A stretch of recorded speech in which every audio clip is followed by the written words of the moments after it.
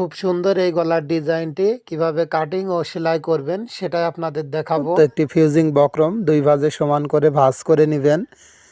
এরপর গলার লম্বা দিবেন 6.5 ইঞ্চি, আড়ে দিবেন 3.25 ইঞ্চি। 36 থেকে 40 বডি হলে এই মাপে নেবেন। বাকি বডিগুলা স্ক্রিনে দেখে এভাবে 4 কোণা এই বক্সটা তৈরি করে নিতে হবে। তো এখন ডিজাইন করার জন্য এখান থেকে 1.5 ইঞ্চিতে একটি চিহ্ন করে নেবেন। এরপর এই পাশেও 1.5 ইঞ্চিতে একটি চিহ্ন করে এখান থেকে 1 ইঞ্চিতে একটি চিহ্ন করে এখন একটা স্কেল দিয়ে এভাবে লম্বা করে দাগ টেনে নেবেন।